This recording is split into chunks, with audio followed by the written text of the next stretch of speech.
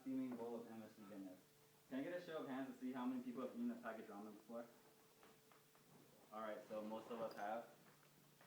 I consider myself a professional instant noodle cooker, so I'm here to show you how to cook ramen professionally, or like how I do. Before I do that, I'm going to tell you some facts about its history. It was invented in Japan by a man named Momofuku Ando, and he's Taiwanese.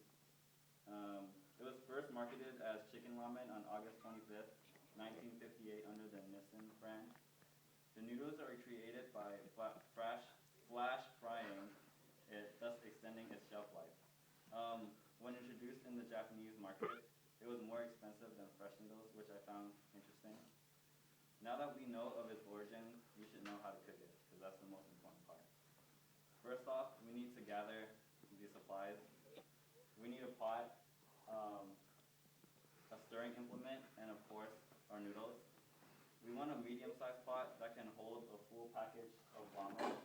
So a pot like this would be perfect because it's not too big and not too small.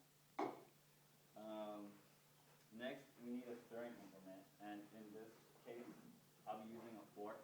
However, I recommend chopsticks. Then lastly, we need our ramen, and I'm using this right here. There are many brands and flavors of ramens that you can use, but I'll be making sesame oil flavored ramen from the Nissin brand. So once we have the proper hardware for the job, we will talk about the amount of water we need to cook it in. So first, we need to open the ramen package.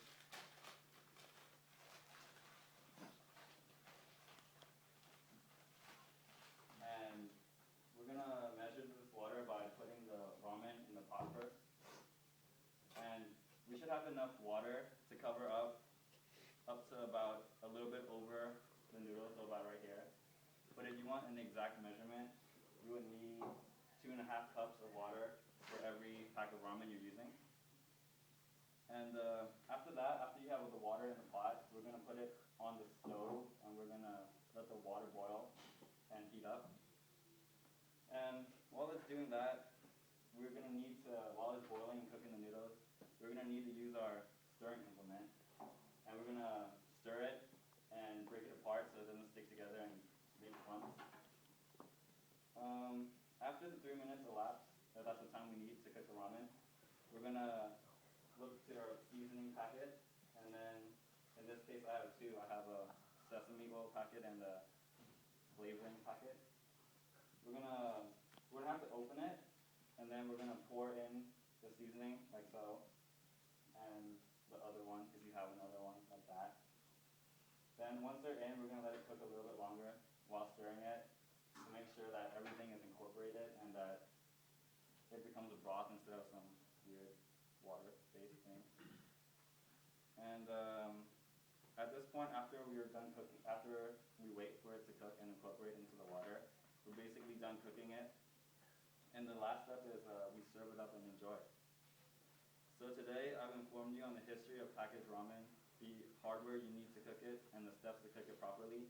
I hope next time when you're at home or in your dorm and you're starving, but you're lazy, that you can remember this presentation and cook some ramen